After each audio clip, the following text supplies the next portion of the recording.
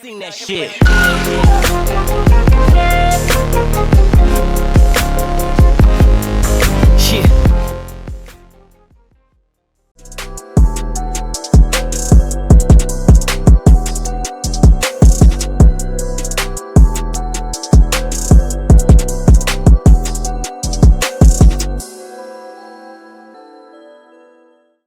So if you look at players like Kevin Durant or Brandon Ingram or Kristaps Porzingis, and when you look at how long and lengthy these guys are, one thing that they all have in common is that they're all skinny, and a lot of people would love to see them add on some weight or get bulkier, because the common sense is in the NBA is that the bulkier and bigger you are, the better off you will be. Well, for some players in the NBA, that's not always the case, and bulking up and getting better can actually do more harm than good to their game. So with that being said, today I'm going to be talking about why certain NBA players can't and won't bulk up. Let's get right into it.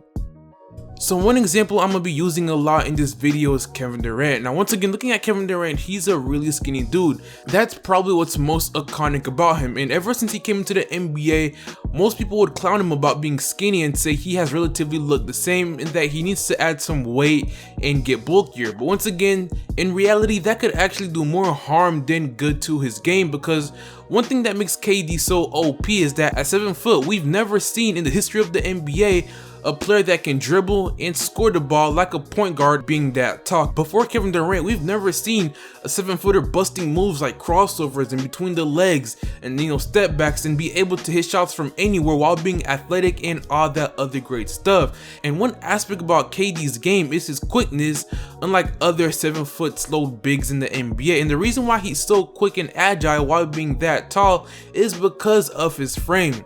One aspect that comes with bulking up is that you're gaining more muscle mass, meaning it's gonna slow you down. And with already being 7 feet tall, that's not the ideal situation you wanna be in. And Kevin Durant's game doesn't need all that extra muscle mass. Let's take for example LeBron James.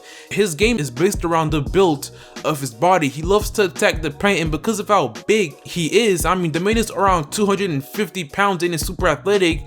He's the unstoppable force in the paint, which allows him to kick out to open shooters and things along those lines. So his game is based upon the build of his body, and the same thing can be said about Kevin Durant being slim. Being slim allows him to be much quicker than any other 7-footer in the NBA, and his lengthiness makes up for how slim he is by allowing him to get his shot off over anyone, and it also helps him on the defensive end of the floor by allowing him to be a great defender and shot blocker as well. Also, let's not act like KD is not one of the best defensive players in the NBA, especially since his time in Golden State. His slim stature allows him to be quick, and his lengthiness allows him to be a great defender. He's just a great two-way player overall, and adding muscle mass could potentially mess up not just his game while slowing him down, but it could also affect his shooting mechanics as well. And with that being said, getting bulkier isn't as easy as it sounds. Genetics also plays a major role in the equation. Just because another player is able to get big doesn't mean it's easy for every other player in the NBA, because if you've been skinny your whole life, it's gonna be harder for you to bulk up. Also, Kevin Durant weighs around 240 pounds. It may not seem like it, but he's pretty strong as well. And I've seen this many times in the finals where he was able to disrupt and even guard LeBron James down low. Like, for the people making fun about how skinny he is, I mean, he's always in the gym, and in a quote, he even said, "My body isn't the type that's going to get super big, but I feel like I have wiry strength. I'm wiry strong." And if you look at Durant's pictures from his rookie season till now, you may not see a massive difference, but there is, and it's just that it's hard to tell when you're not in person. Kevin Durant has gotten a lot bigger and stronger throughout his career, and in a quote, he even said, "People were noticing me getting fat. I wouldn't say fat, but like bigger. I started to feel my face getting fat. I was looking at pictures like, wow, this is not me." So although it is hard to tell unless you're in person, but KD has gotten a lot bigger and stronger throughout career. Durant doesn't need all that extra bulk and mass because his game revolves around him being skinny. And the same thing can be said for other players, for example like Brandon Ingram, who's 7 foot tall. And for the people saying he's not, because if you do look him up, it does say that he's 6'9", but reports have come out stating he's around 6'11" and maybe taller. But if you look at Brandon Ingram, he has a similar physique to the likes of Kevin Durant. And this summer, a lot of reports came out stating he has gotten a lot lot bigger, and I did make a video talking about it as well. But once again, from far away, it may not seem like it, but he has gotten a lot stronger and bigger. He doesn't need to get bulky or ripped because his game revolves around him being slim and really agile and quick, and his lengthiness allows him to be a great versatile defender as well. And there were plenty of times this past season when Lonzo was out and the Lakers ran Brandon Ingram at the point. I mean, that's a legit 7-footer running the point guard position. So it may not seem like it, but he has gotten a lot bigger and stronger this offseason. Grayson Allen even talked about it during a pre-draft workout. So I caught up with him a little bit. How's he looking over there? I told him he looks bigger. He put some weight on. His shoulders are broader. He looks like he's not getting pushed around anymore. So, which obviously he's come a long way. When he came into Duke, he was super skinny. But he looks like he's put some good weight on. He looks pretty big. Did you talk to him before your workout?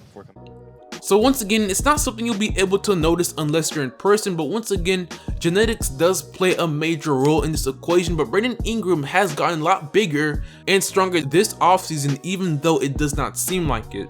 And one more example I'm going to be using is Kristaps Porzingis. Now, at 7'3", Kristaps Porzingis is the tallest player in the NBA, and he also has a pretty slim stature as well. But with that being said, that slim stature has allowed him to be fairly quick and agile, and you know, he's more agile than any other player in the NBA around his height. And his lengthiness has also allowed him to be a great shot blocker and defender as well.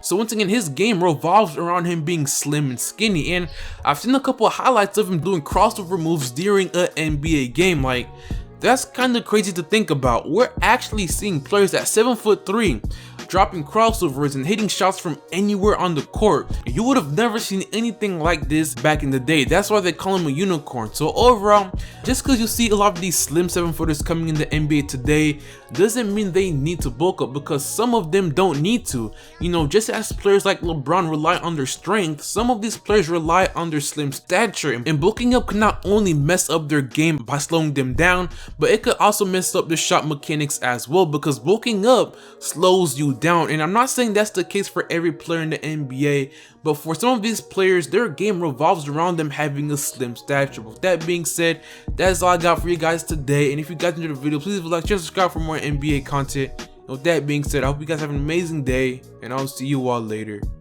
Peace.